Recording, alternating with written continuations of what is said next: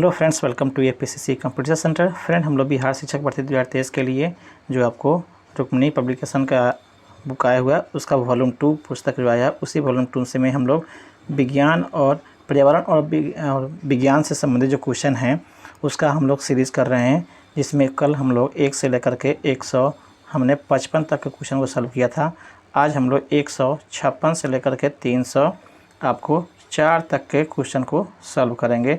यह हमारा वो जो पर्यावरण और हम जो पुस्तक है वर्ग 3 और 5 वाला 5 से, और विज्ञान का जो है 6 to 8 पर आधारित यह क्वेश्चन सब होगा। तो आइए फ्रेंड, हम लोग शुरू करते हैं। फ्रेंड से आप देख रहे हैं पर्यावरण हम विषय से लिया गया है 5वीं शिक्षा क्लास के लिए, वहाँ से हम लोग इसको सॉल्व करेंगे। तो क्वेश्चन हम लोग एक से पहले वाला वीडियो में फ्रेंड्स 1 से लेकर के 155 तक हम लोग कर लिए थे।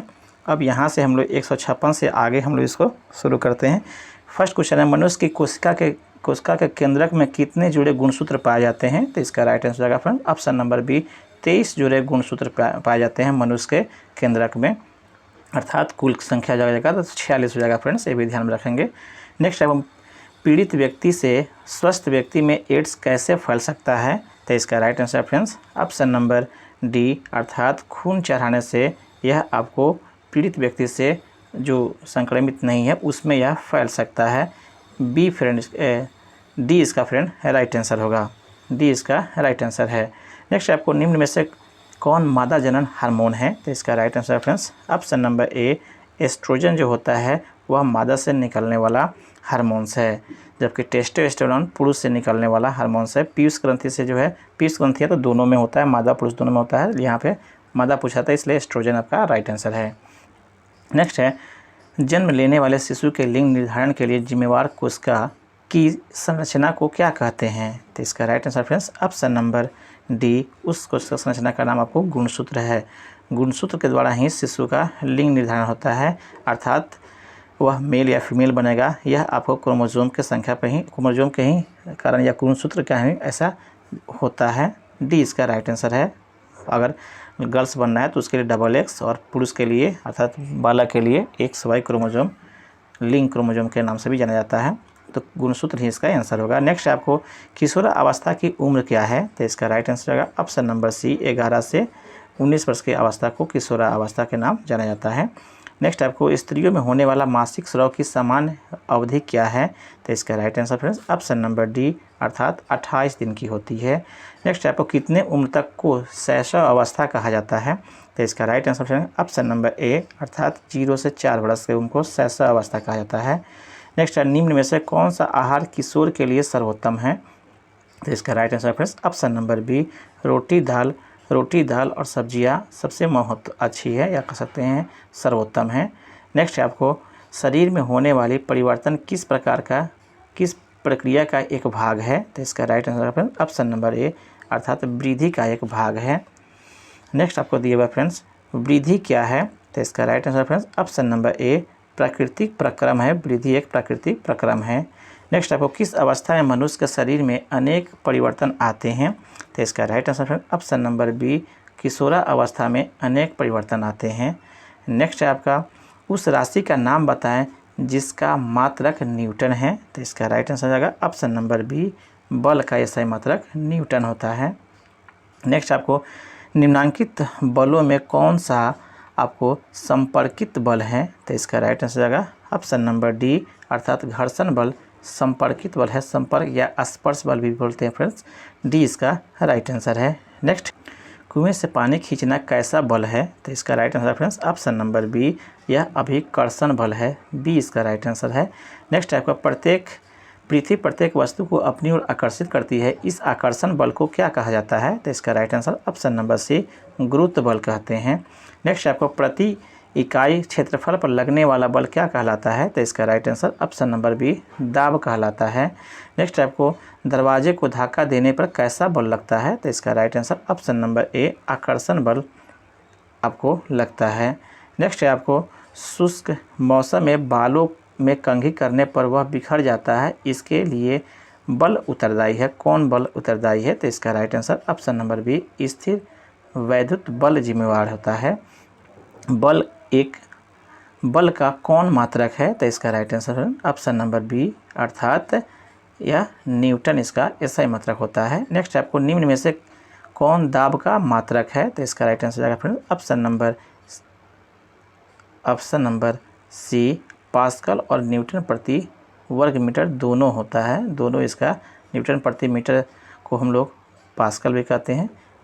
दिए गए ऑप्शन में आपको यहाँ पे भी दिए हुआ है फ्रेंड, आपको न्यूटन प्रति वर्ग मीटर ये भी दिए हुआ है। तो इस तरह से देखा जाए तो फ्रेंड्स सी इस तरह से राइट आंसर है, इसका दोनों होता है, सी इसका राइट आंसर होगा।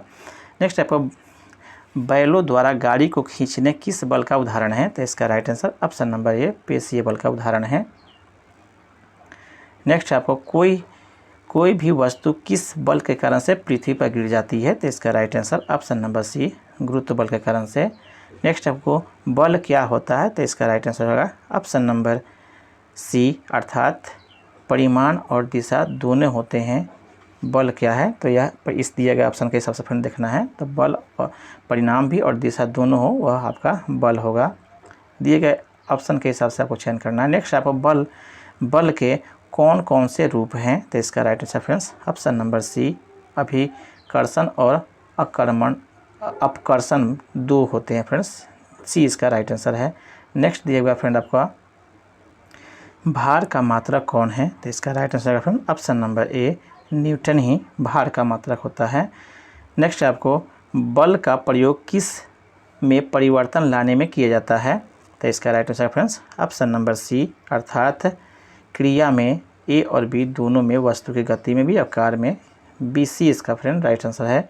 नेक्स्ट आपको तरल घर्षण को कम करने की सही आकृति क्या है, तो इसका right answer friends option number D अर्थात वृत्तीय जो है यह आपको तरल घर्षण को कम करने का सही आकृति है, वृत्तीय।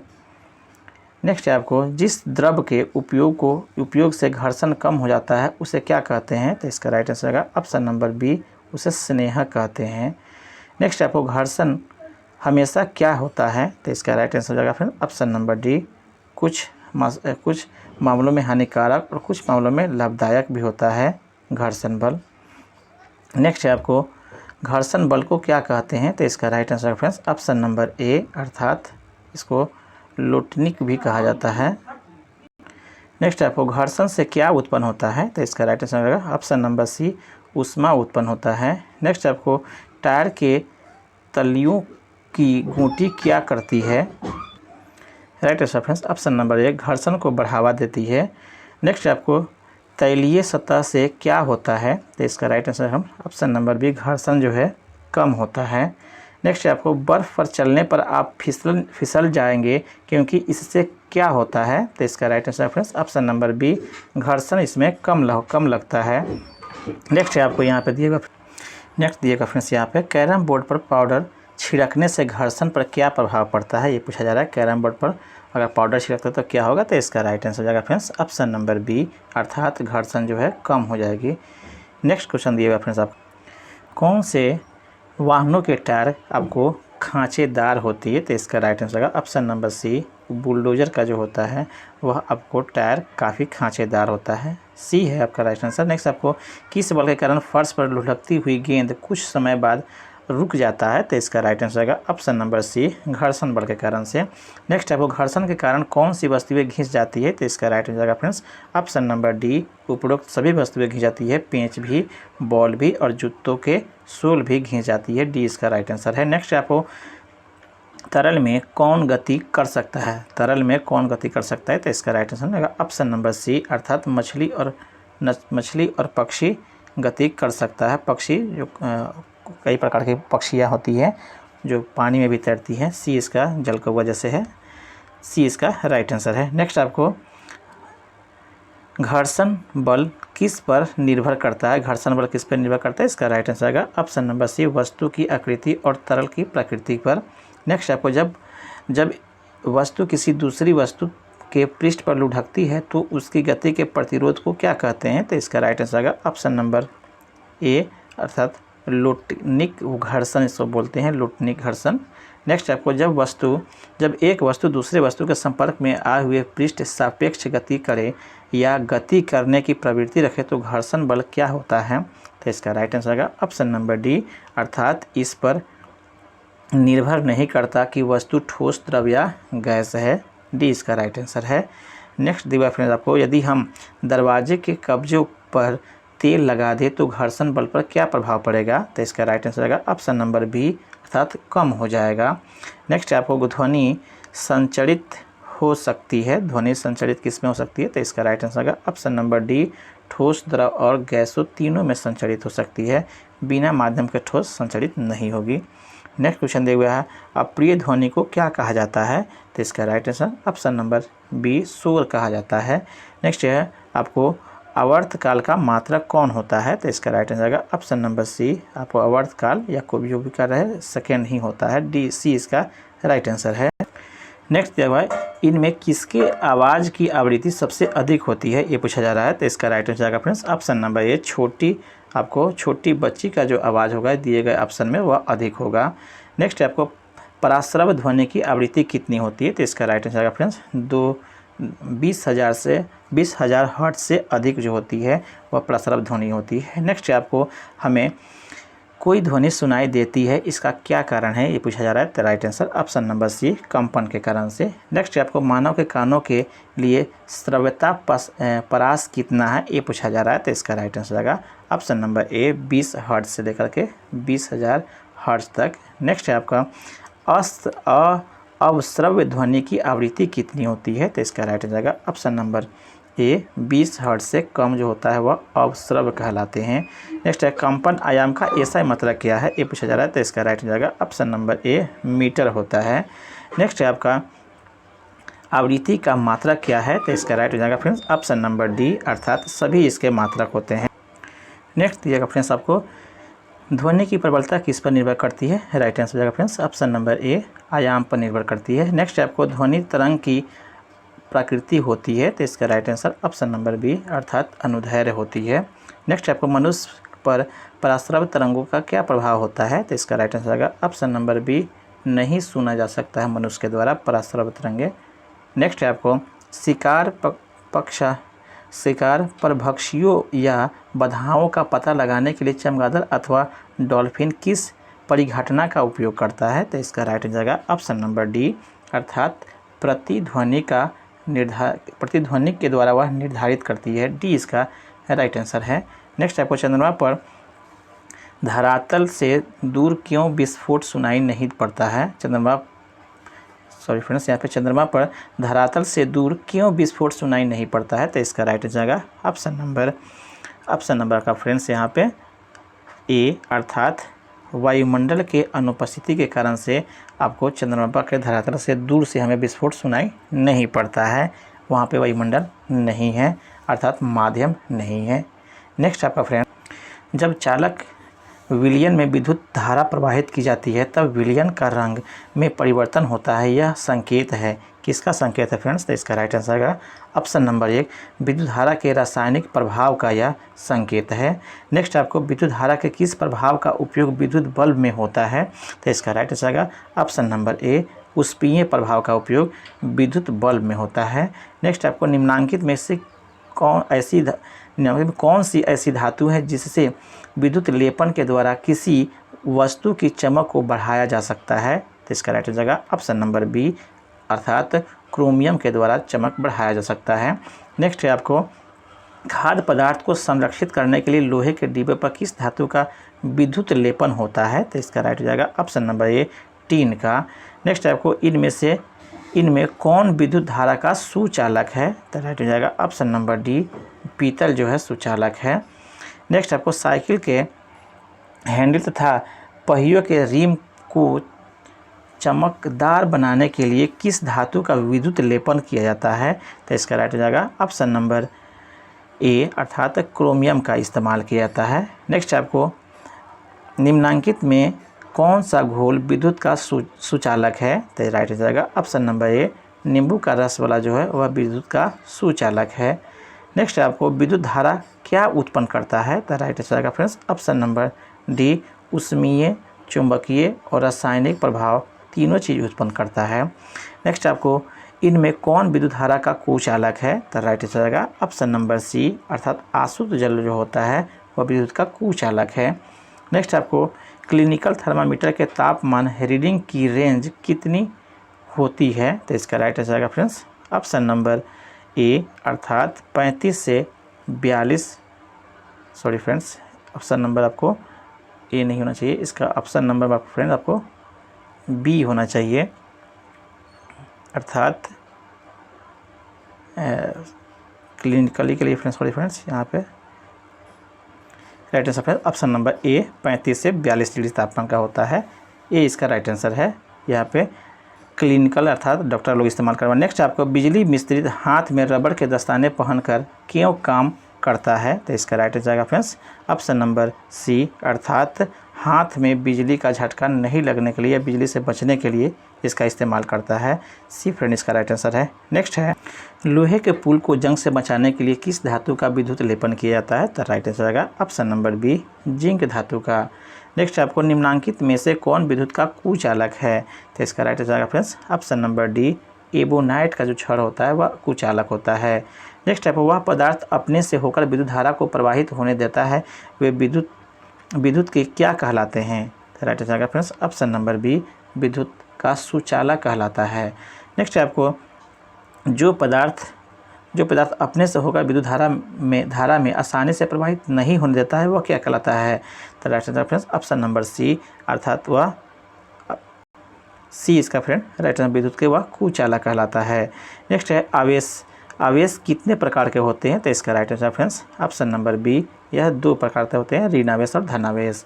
नेक्स्ट आपको कांच को रेशम से रगड़ने पर रेशम पर कौन सा आवेश उत्पन्न होता है? तो इसका right answer friends option number C, धन आवेश हो जाता है।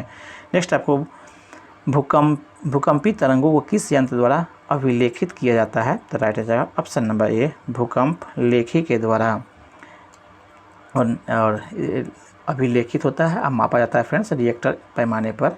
नेक्स्ट आपको विपरीत आवेशों के बीच होता है, क्या होता है फ्रेंड्स? तो इसका राइट आंसर ऑप्शन नंबर ए, आकर्षण होता है विपरीत आवेशों के बीच। नेक्स्ट है आपका फ्रेंड्स आकाशीय विद्युत विसर्जन को क्या कहा जाता है? तो इसका right answer friends option number B, इसे हम लोग त्वरित कहते हैं। त्वरित या बिजली गिरने से सुरक्षा के लिए क्या करना चाहिए? तो right answer friends option number D, अर्थात खुली जगह में घुटनों के बल सिमटकर सिर को हाथों से ढक कर बैठ जाना चाहिए। डी इसका फ्रेंड राइट आंसर है। नेक्स्ट आपको भूकंप की तीव्रता मापने वाले यंत्र को क्या कहा जाता है? तो इसका right answer friends option number ए, अर्थात रिएक्टर पैमाना उसे कहते हैं। ए इसका राइट आंसर है। नेक्स्ट आपको निम्नांकित में से किसे रगड़ने पर आसानी से आवेशित नहीं किया जा सकता है? तो इसका राइट आंसर है ऑप्शन नंबर ए, तांबे के तार को आसानी से आवेशित नहीं किया जा सकता है। ये इसका फ्रेंड राइट आंसर है। नेक्स्ट है झारखंड की एक प्रमुख आपदा जिससे अधिक व्यक्ति प्रभावित होते हैं वह क्या थे? तो इसका राइट आंसर है ऑप्शन नंबर बी, अर्थात त्वरित से अधिक प्रभावित होते हैं। समान आवेशों के बीच होता है, क्या होता है समान आवेशों के बीच? तो इसका right answer option number B, प्रतिकर्षण होता है। नेक्स्ट है विद्यालयों या भवनों के ऊपर त्रिशूल आकार की धातु की पट्टी लगाई जाती है, किस कारण से लगाई जाती है? तो ऑप्शन नंबर 2, अर्थात विद्युत विसर्जन से बचने के लिए, या कह सकते हैं फ्रेंड्स आपको त्वरित से बचने के लिए। नेक्स्ट है आपको निम्नलिखित में से किस थर्मामीटर में किंक होते हैं? तो इसका राइट हो जाएगा फ्रेंड्स ऑप्शन नंबर बी, अर्थात क्लिनिकल थर्मामीटर में किंक होते हैं। नेक्स्ट है आपको जब कांच की छड़ को रेशम के कपड़े से रगड़ते हैं तो छड़ पर क्या प्रभाव पड़ता है? तो right answer friends option number B, अर्थात धनावेशित हो जाती है तथा कपड़ा ऋणावेशित हो जाता है। नेक्स्ट आपको निम्न में कौन प्रदीप्त वस्तु है? तो right answer friends option number ए, अर्थात सूर्य जो है प्रदीप्त वस्तु है। नेक्स्ट है आपको वह पदार्थ जो स्वयं प्रकाश उत्सर्जित करता है क्या कहलाता है? Right answer friend option number ए, प्रदीप्त कहलाता है। नेक्स्ट आपको निम्न में कौन अप्रदीप्त वस्तुएं हैं? तो इसका right answer option number C, अर्थात दर्पण जो है आपको अप्रदीप्त वस्तुएं हैं। नेक्स्ट आपको मानव के सुस्पष्ट दृष्टि की न्यूनतम दूरी कितनी होती है? तो इसका right answer option number B, अर्थात 25 सेंटीमीटर न्यूनतम दूरी है फ्रेंड्स, अधिकतम अनंत होती है। नेक्स्ट आपको परावर्तन के कितने नियम हैं? इसका राइट आंसर ऑप्शन नंबर 2, 2 नियम हैं। नेक्स्ट आपको आँख में प्रवेश करने वाली प्रकाश किरणों को कौन नियंत्रित करता है? इसका राइट आंसर फ्रेंड्स कौन नियंत्रित करता है? तो इसका राइट आंसर आएगा ऑप्शन नंबर सी, अर्थात आइरिस द्वारा नियंत्रित होता है। नेक्स्ट आपको समतल दर्पण में बना प्रतिबिंब क्या होता है? तो राइट आंसर आएगा ऑप्शन नंबर ए, आभासी होता है। नेक्स्ट आपको श्वेत प्रकाश में कितने रंग प्राथमिक रंग कहलाते हैं? श्वेत प्रकाश में कितने प्रकाश रंग प्राथमिक रंग है? तो इसका राइट आंसर आएगा ऑप्शन नंबर सी, 3 रंग प्राथमिक होते हैं। सी इसका राइट आंसर है।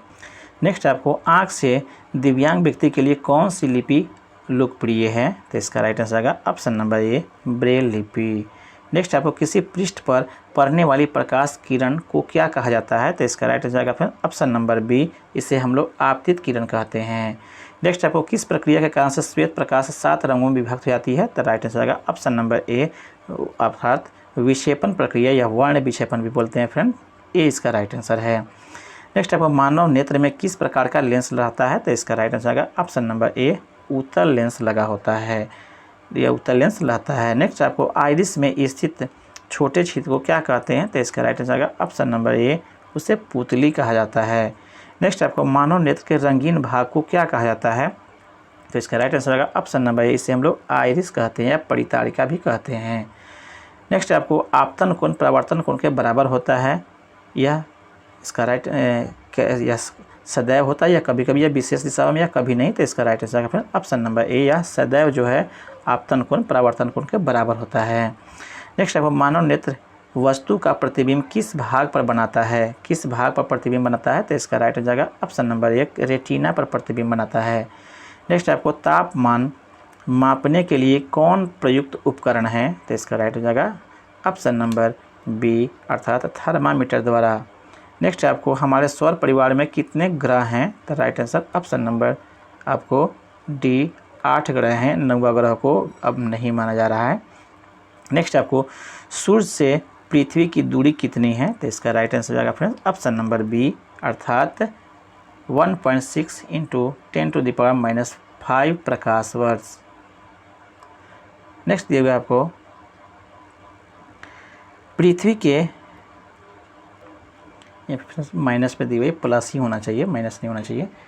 नेक्स्ट आपको पृथ्वी के सबसे निकट का ग्रह विकल्प के अनुसार आपको कौन सा है ये बताना है। तो राइट आंसर आएगा ऑप्शन नंबर आपको ए, शुक्र जो है दिए गए ऑप्शन के हिसाब से फ्रेंड देखना है, तो शुक्र जो है आएगा आपको निकट, इसमें ए इसका राइट आंसर है।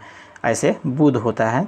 नेक्स्ट आपको रात्रि के समय साफ आकाश और काली रात में टूटे तारे दिखाई देते हैं, किस कारण से? तो राइट आंसर आएगा ऑप्शन नंबर बी, अर्थात उल्काओं के कारण से यह दिखाई देता है।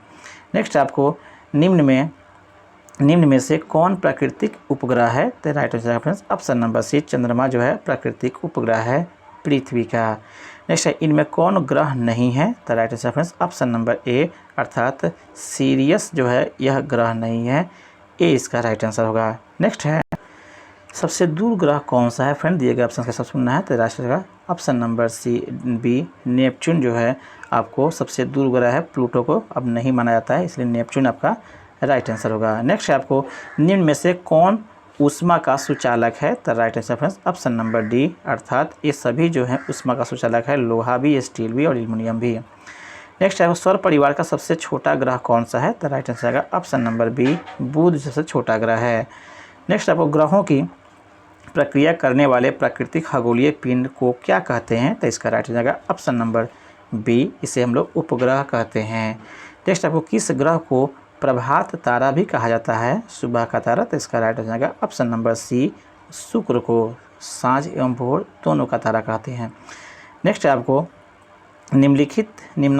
निम्नांकित में से कौन सौर परिवार का सदस्य नहीं है? तो इसका right answer option number C, तारामंडल जो है सौर परिवार का हिस्सा नहीं है। नेक्स्ट आपको निम्नांकित में कौन तारा है? तो इसका राइट आंसर आएगा ऑप्शन नंबर डी, सूरज एक तारा है। नेक्स्ट आपको सूरज की सबसे ऊपरी परत का तापमान कितना होता है? तो इसका राइट आंसर आएगा ऑप्शन नंबर डी, अर्थात 6000 डिग्री सेल्सियस। नेक्स्ट आपको खगोलीय पिंडों की दूरी को किस इकाई में मापा जाता है? तो इसका right answer option number C, प्रकाश वर्ष में। नेक्स्ट आपको सौर परिवार में चमकीला ग्रह कौन होता है? तो इसका right answer option number C अर्थात शुक्र।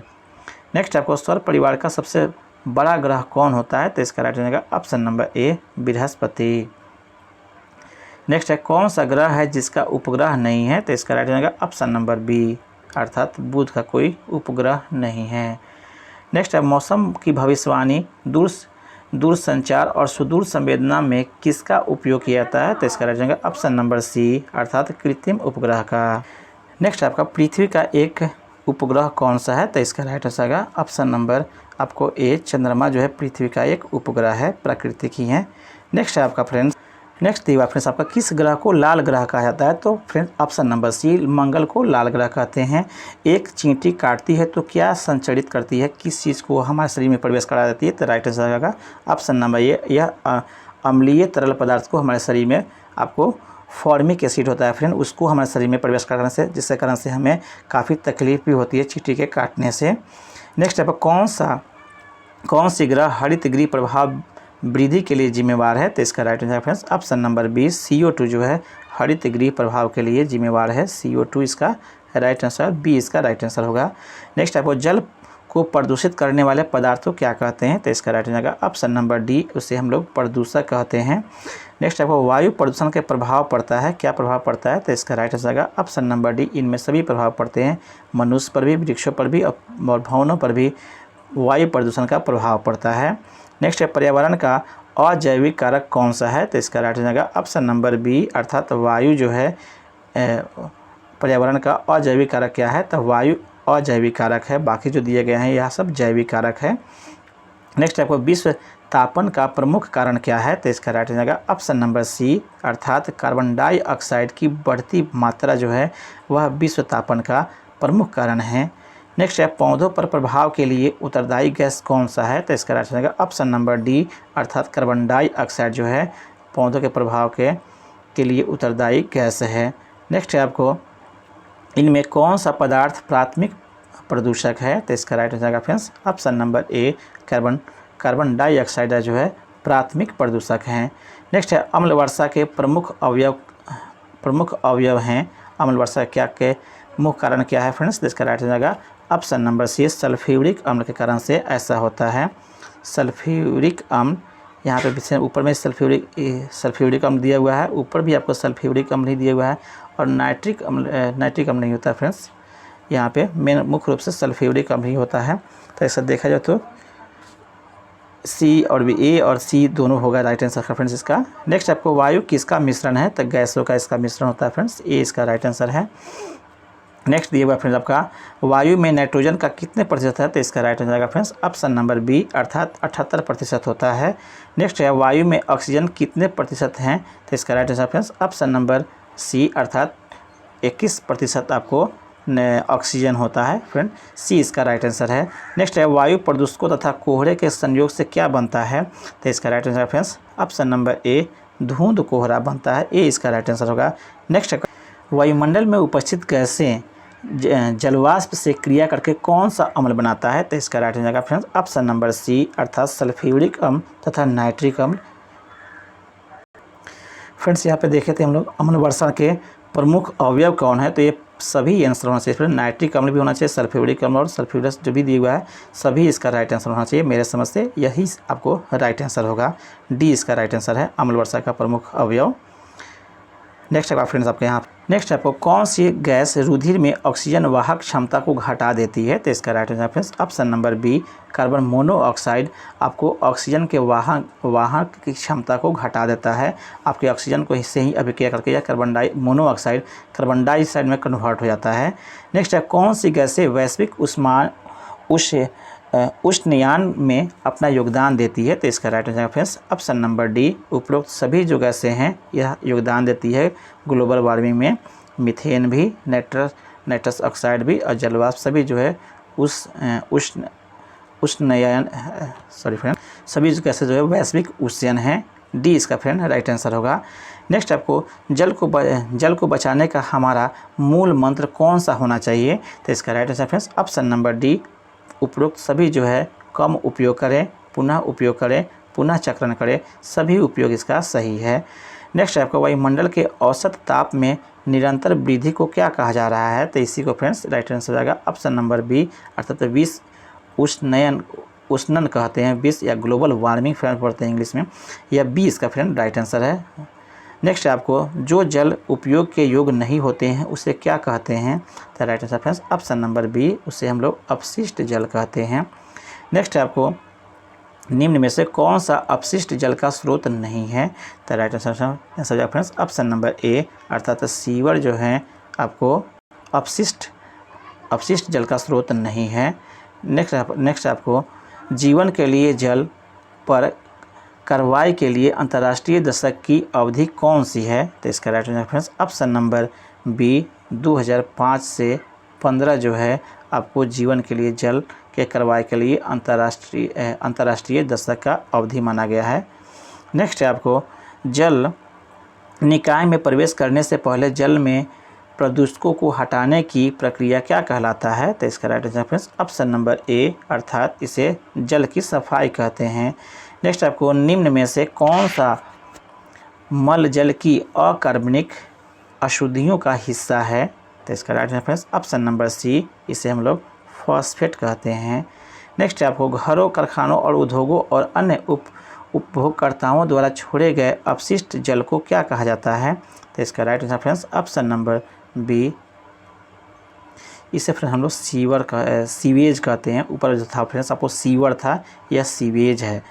नेक्स्ट आपको सीवेज में निहित निलंबित अशुद्धियों को क्या कहा जाता है? तो इसका right answer friends option number D, इसे हम लोग संदूषक कहते हैं, जो दूषित करता है संदूषक ये होता है। इस तरह से फ्रेंड्स आपका यहाँ से यही आपका 103 क्वेश्चन को इस वीडियो में भी हमने सॉल्व कर दिया है। बाकी जो क्वेश्चन है 100 आप अगला जो वीडियो बनेगा उसमें आपको 105 से लेकर के आगे आपको फिर से क्वेश्चन को हम कराने का कोशिश करेंगे। इस तरह से फ्रेंड्स यह सेट यहीं पर कंप्लीट होता है। फ्रेंड्स अगर चैनल पर अगर नए हैं तो चैनल को सब्सक्राइब कर लें और बेल आइकन को ज़रूर दबा दें। धन्यवाद।